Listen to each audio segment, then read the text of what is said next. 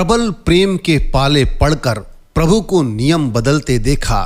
अपना मान टले टल जाए, भगत का मान ना टलते देखा। नमस्कार, मैं चंद्रकांत तिवारी। आज हम बात कर रहे हैं भक्त की, भक्ति की, निष्ठा की। हमारा पौराणिक इतिहास इस बात का साक्षी है कि ईश्वर किसी जाति या वर्ण के बंधन में नहीं है। जहां सच्चा प्रेम और पुकार ईश्वर के लिए होती है, फिर वो एक साधारण सी भीलनी के लिए भी दौड़े चले आते हैं। आज हम बात करेंगे मर्यादा पुरुषोत्तम प्रभु श्री राम की अनन्य भक्त मां शबरी की। शबरी को आश्रम सौंपकर महर्षि मतंग जब देवलोक जाने लगे, तब शबरी भी साथ जाने की जिद करने लगी। शबरी की उम्र मात्र 10 वर्ष थी। वो महर्षि मतंग का हाथ पकड़कर रोने लगी। महर्षि शबरी को रोते देख व्याकुल हो उठे। शबरी को समझाया, पुत्री, इस आश्रम में भगवान आएंगे, तुम यहीं प्रतीक्षा करो। अबोध शबरी इतना अवश्य जानती थी कि गुरु का वाक्य सत्य होकर रहेगा। उसने फिर पूछा, कब आएंगे? महर्षि मतंग त्रिकालदर्शी थे। वे भूत भविष्य सब जानते थे। वे ब्रह्मर्षि थे। महर्षि शबरी के आगे घुटनों के बल बैठ गए और शबरी को नमन किया। आसपास उपस्थित सभी ऋषिगण असमंजस में डूब गए। ये उलट कैसे हुआ? गुरु यहां शिष्य को नमन करे, ये कैसे हुआ? महर्षि के तेज के आगे कोई बोल ना सका। महर्षि मतंग बोले, पुत्री, अभी उनका जन्म नहीं हुआ है। अभी दशरथ जी का लग्न भी नहीं हुआ।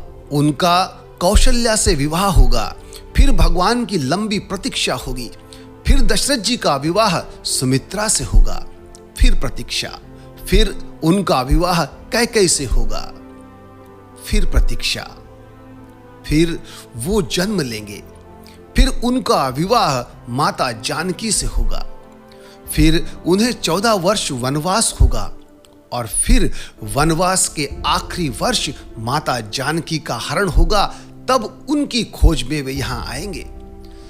तुम उन्हें कहना, आप सुग्रीव से मित्रता कीजिए, उसे आतताई बाली के संताप से मुक्त कीजिए।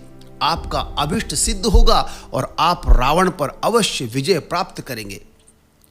शबरी एक क्षण किंकर्तव्य विमूढ़ हो गई। अबोध शबरी इतनी लंबी प्रतीक्षा के समय को माप भी नहीं पाई।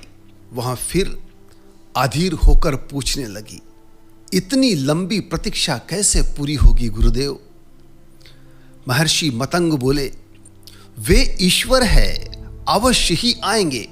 यह भावी निश्चित है, लेकिन यदि उनकी इच्छा हुई तो काल दर्शन के इस विज्ञान को परे रखकर वे कभी भी आ सकते हैं। लेकिन आएंगे अवश्य। जन्म मरण से परे उन्हें जब जरूरत हुई तो प्रहलाद के लिए खंबे से भी निकल आए थे। इसलिए प्रतीक्षा करना, वे कभी भी आ सकते हैं। तीनों काल तुम्हारे गुरु के रूप में मुझे याद रखेंगे। शायद यही मेरे तप का फल है। शबरी गुरु के आदेश को मान वहीं आश्रम में रुक गई। उसे हर दिन प्रभु श्री राम की प्रतीक्षा रहती थी।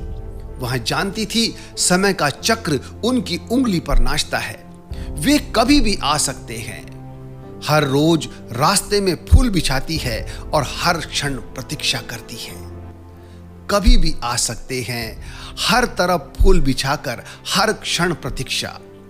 शबरी बूढ़ी हो गई, लेकिन प्रतीक्षा उसी अबोध चित्त से करती रही।